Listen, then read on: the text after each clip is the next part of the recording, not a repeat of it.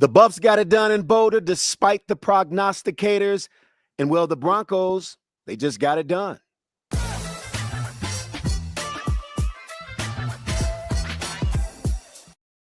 I got to give my prediction. 31-24, you say. I'd say 31-24. I like that. The 2-4 Buffs going against, keep in mind, the 5-1 Iowa State Cyclones. I have the Buffs winning as well. I think it's 28-17, Colorado over Iowa State. I think the defense stands on its head, and the offense finds its consistency, not just getting out quick, but finishing strong as well. Enough of this, get out to an early lead and just bury yourself and not get anything going offensively. Get back to being boring and running the football when you have an option to. That's exactly right. Look, man, I think if you want to know what's going to happen in the game, just ask your boy, man. Did I call it? Did I nail it? I mean, did I nail it? Hey, man, that was pretty good. That was pretty good. I also was in the win column for the University of Colorado, and but you were a little closer. I mean, we both had the Buffs winning. You know, the thing about these lines and paying attention to what's happening in college football is that you have to watch the games. And once you watch the games, you understand your opponent. And I thought that we had more talent than Iowa State. I know that's hard to say when, you know, you're looking at a team that only has one loss and you're looking at another team that has multiple losses. But in that matchup, it was clear that we had more talent than Iowa State. Styles make fights, as we often say, and you're right. Looking at the records, if you just look at the records, you would miss it. And by the way, every home game this year, we are at the Boulder Marriott. It's the home of the Big Al and CJ show, so make sure you come out a couple of hours before kickoff, whatever the time might be, and hang out with your guys. It is a blast. We have a great time all the time. I don't know, you're getting photobombed by somebody in the background there, but Scotty. Hey, man, where are you, by the way? I'm in Cabo. It's a little warm here. I'm working my way back to Denver, but had a few days. It's fall break in Colorado for the kids, and one of the grandkids is with me, so we came out to Cabo for a few days. How'd you play? How'd you hit them today? I did good. You know, it was consistent. I was consistent. First lie you told on the show that, well, I won't call it a lie, just call it a mistruth. Hey, man, look, the Buffs got it done, as we said, and that was a big win for Colorado, getting that record from 2-4 to now 3-4. We'll talk about Utah coming up later after the bye, but a very big win. And I'm gonna tell you, the story of the game was Kaidon Salter. Now, this young man has been taking hits from us and everyone else for his inconsistency. He's had flashes of really good quarterback play, put it all together, 2 touchdown passes, 0 turnovers, I think is the big number for Kaidon Salter in this offense for the CU Buffs. How would you handicap his performance? For a guy who's been playing basically at a C- level all year, I would say that Kaidon Salter's in that last game was a B+. I thought he was fantastic. He made all of the plays that he needed to make. It was good, no turnovers. It was exactly what you thought that you were going to get when we signed him, and he just showed up big when he had to. And the biggest moment on a 3rd down and 16, I mean, the strike down the middle was just unbelievable. I mean, I think that throw had everybody that was a Colorado fan up out of their chair and clapping for that one. That was a big time throw. That was the game right there. And before the play, I was contemplating whether or not CU should go for it. Should they be more conservative, run it, let time, make Iowa State use a timeout in that possession? But that wasn't the case. They went forward, and Joseph Williams came up big, as you mentioned, converting that 3rd down and 17, 8 receptions for 128 yards. These are the types of games where the stars begin to arrive. A year ago, we talked about how good this Buffs team was with all that perimeter talent. We haven't seen it consistently so far this year. I think this is a game where we're beginning to see it. I think there's a formula now. Kaidon Salter's, you don't have to be careless. You don't have to put the ball at risk. Just make sure you don't turn it over. A kick is not, or a punt is not a bad play when this defense can hold teams to, under 20 points. And I think this team is finally beginning to figure that out.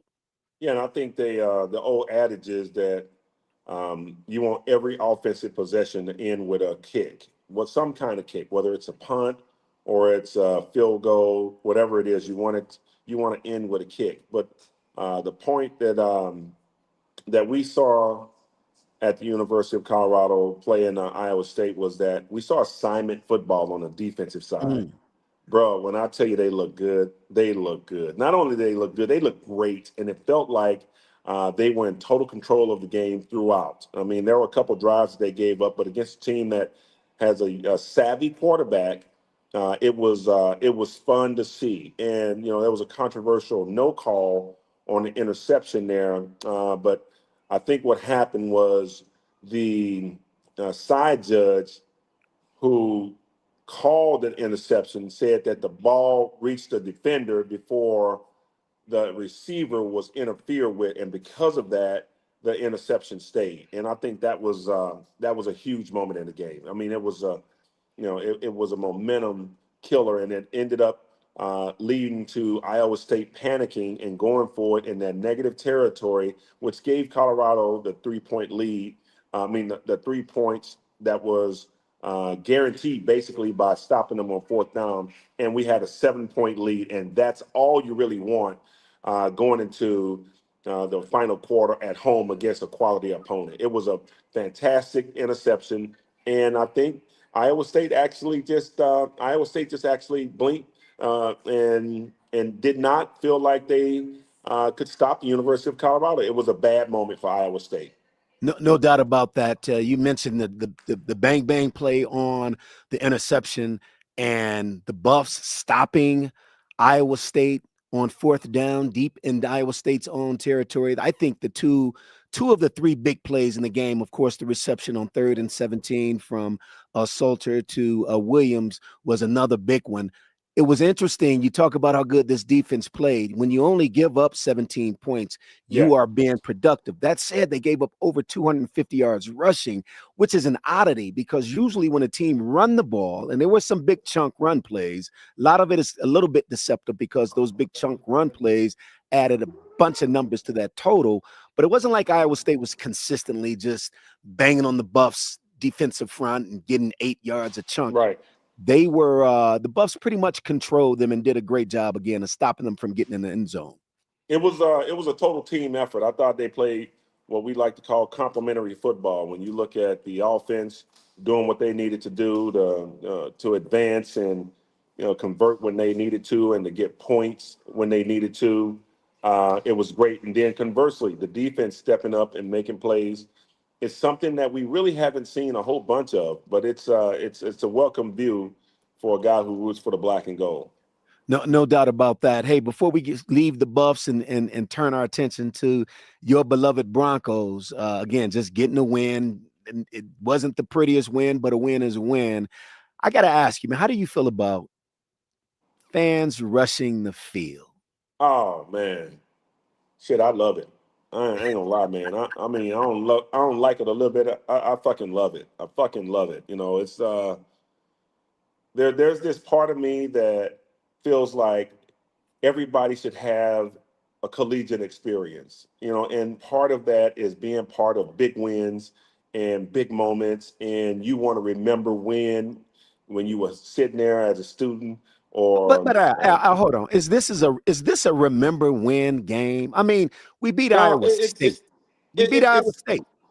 it's the second top 25 win in the history of Deion Sanders. So yeah, it was pretty big, man. I mean, it was pretty big. It's for a team that struggled, that was pretty big, man. I just thought that shit, man, if you told me that we were gonna win the game and we were gonna get fined 50,000 for winning the game, I tell you, fuck it, win the game, pay the fine. So I Well, really thought it was great, man. I mean, I love the guys' energy that are part of the University of Colorado student body, and I just have always had this great affection for the student body. At times, the shit that was pulled against BYU, I don't really like that, but everything else that was involved with the University of Colorado student section this year, I'm down with it. You know what I'm saying? I think we have a fantastic fan base. I think we have a fantastic fan base as well. I'm not quite as clear or as a bigger fan on rushing the field. I just think it's becoming what CU fans do. I mean, I get the sense that if we beat Weber State, the Nah, CU fans would probably rush the field. And that's my concern, my let it worry. be then. You know, I mean, why should we fight against that? I mean, man. I mean, I don't know what this is about. I don't understand. I understand player safety at some level, Well, but you got student safety too.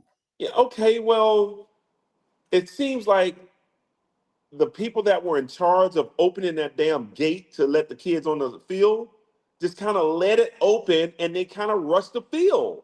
Oh no, man. The kids Just hop. go back and The look at the students clip. hop Go the back and gate. look They at the don't just. clip, bro. I mean, it was almost like the chute was open and the kid was just running through. And I was like, okay, this is what's going on. Okay, that's cool. I like it though. Well, it's all fun and You're sitting games. in those fancy ass seats. You're sitting in those fancy ass seats, and you didn't like it. I mean, why do you have to characterize my seats as such? I just got Because I seats. know they're fancy. I know that it costs a lot of money. You can high five basically everybody on the team for where you sit. You get beer brought to your seat. Well, I guess everybody does, but you get mixed drinks brought to your seat. You get food. Hey, man, those tickets are expensive. I'm talking Hey about for man, the regular listen, old folks like listen, me. Regular old folks like listen. me, man, I want to rush the field. You are talk about champagne thoughts and realities. Here you are at a $1 million home in Cabo That would talking be about my fancy that ass would be seats. such that'd be such a mischaracterization of where I'm staying. My bad. 1.8 million. My apologies. I Hey, think you still, dog, that ceiling fan behind you costs $10,000. Listen, it's not my listen. house. I don't. Well, I don't know. I don't know. But Not you're in yet. good company, man. When it comes to fans rushing the field, you're in good company. Here's what the head coach had to say. Is it a fine for rushing the field? Yes, sir. What is it? 50. 50 what? For rushing the field? Yes, sir. How's it 50,000 for rushing the field? Who made that a rule?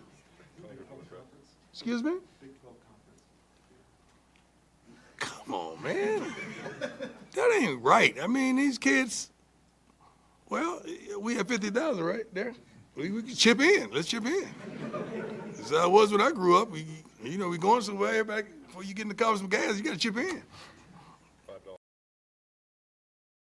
See, I'm down with that. Listen, if everyone come through the turnstile, drop $1 in the bucket and say, hey, There you when we go. win this game, we're gonna rush the field and we got the fine taken care of. I'm down with that. I'm down with it too, man. I mean, that's just so silly. I mean, No, it's not silly, man. there are a That's lot of things that are part of game day experiences that make sense, and then there are a lot of things about game day experience that makes no sense. Like why do you stop selling alcohol like at the end of the third quarter? You can't enjoy a beer in the fourth quarter. What is that? What is that? That a makes lot no of folks, a sense. lot of folks need time to come, to kind of get it together before they get out in the Whoa, streets, man. whoa, whoa, whoa, Whoa, whoa. what? So you're telling me that the quarter makes a difference for those who are inebriated? Well, I mean, a quarter lasts what, 30 minutes?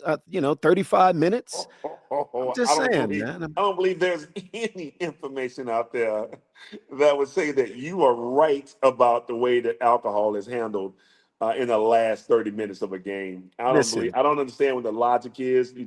Maybe you just take away a liability for yourself, but for those who enjoy a beer, once every 2 quarters, and you go to get your beer, and then they tell you it's closed. I think that's horse shit. You know what I mean? I don't think the issue is the person who enjoys a beer once every 2 quarters.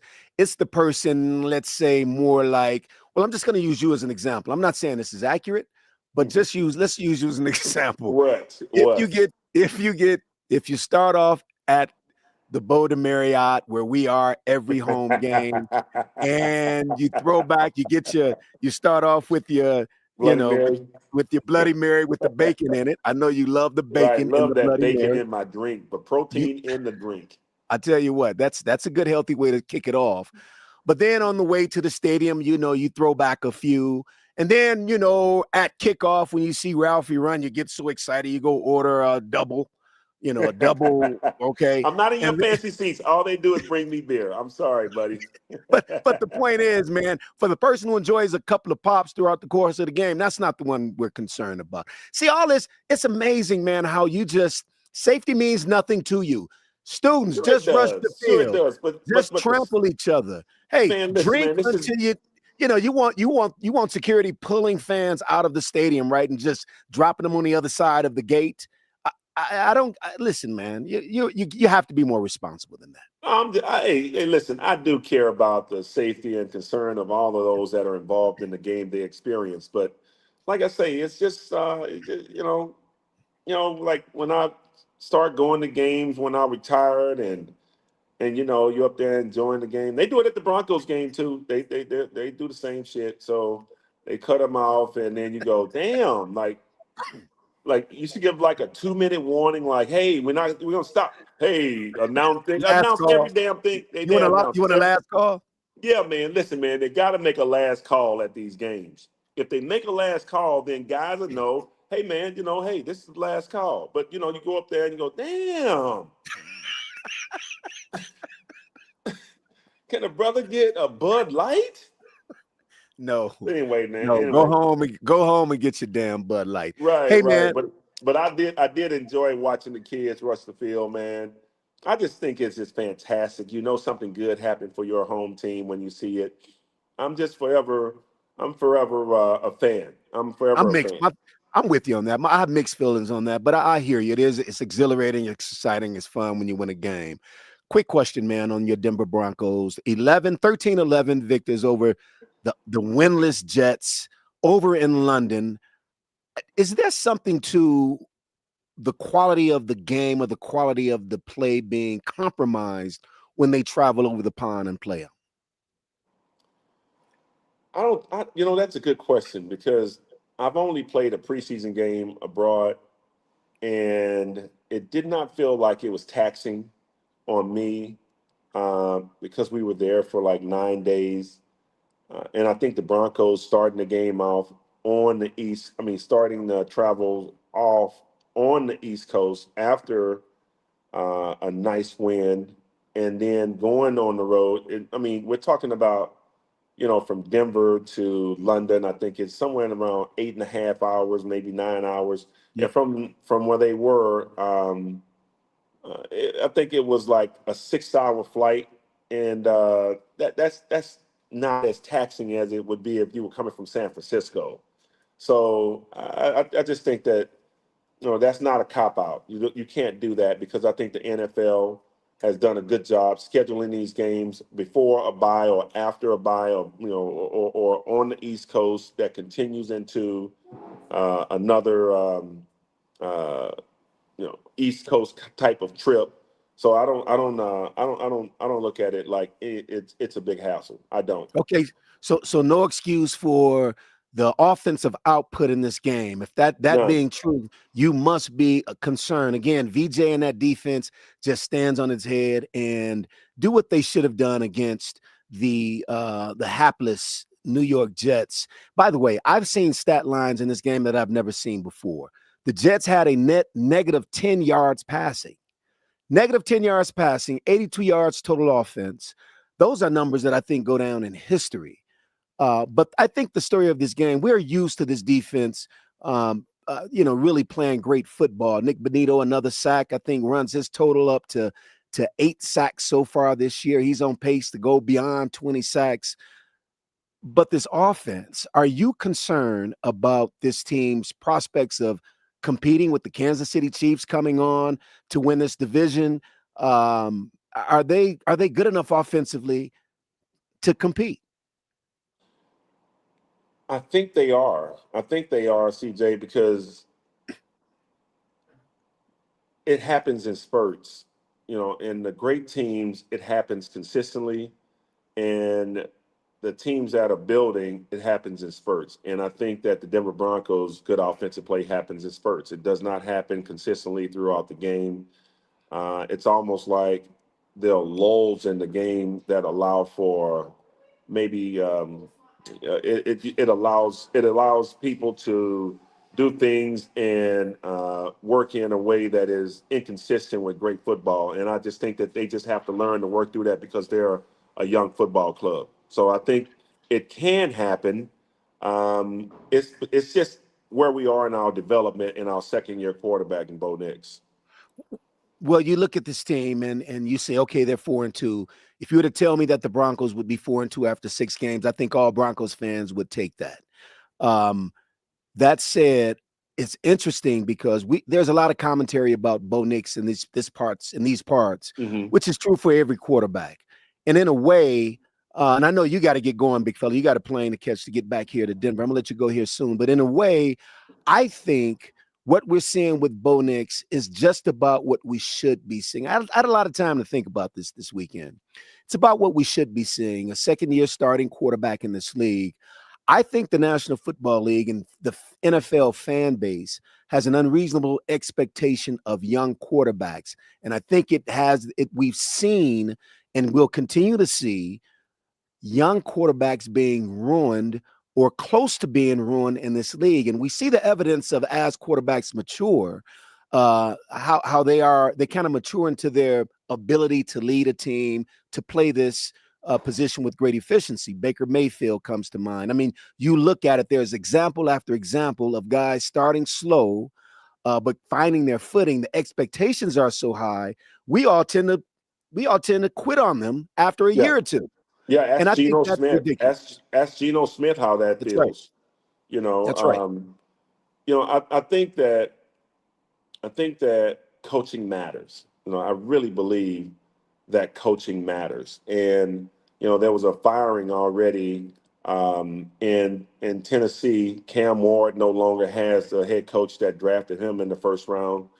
And you wonder, hey man, if you were so short fused on this coach, okay, you were so short fused on Bryce Young, like these coaches were fired, right? I mean, they literally were fired. Urban Meyer fired, when he Well, had Trevor Lawrence. Urban has some other issues. He was like you. He was in line to get drinks up until the final second ticked off. He has some other issues. Urban Meyer, like that Ludacris song, "I Got Hoes." He had hoes sitting on his lap and everything, dog.